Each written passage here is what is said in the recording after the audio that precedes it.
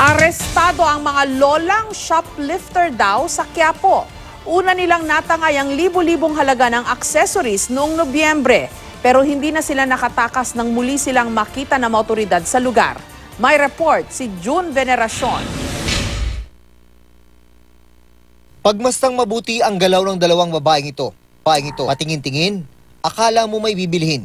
Pero nang makabuelo, mabilis ang isinilid sa dalang bag ang isang tray ng accessories na nagkakahalaga ng 12,000 pesos.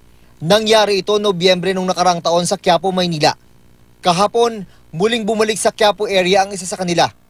Iba na ang kanyang kasama nang maispatan sa isang mall. Bago pa man muling makapambiktima, dinampot na sila ng security personnel ng mall at mga opisyal ng barangay.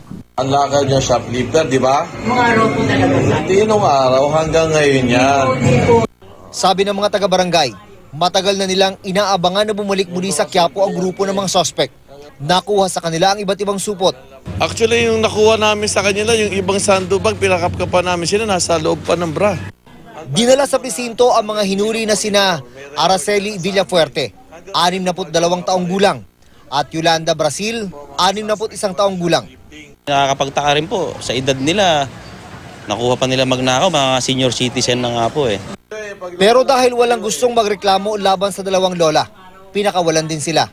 Sa Quiapo, dahil marami ang nagpupuntang tao, naglipa na ang mga mandurukot at shoplifter. Kaya umaga at hapon kung magbigay paalala ang pulisya, lalo na tuwing Biyernes kung kailan mas marami ang nagsisimba.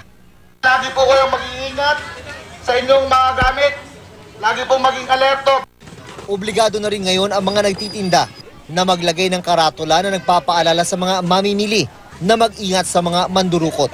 We cannot really guard inch by inch itong area ng Quiapo kasi ang daming tao. So the least we can do is lagyan ng signage and to prevent them at saka yung prevention. June Veneracion, GMA News.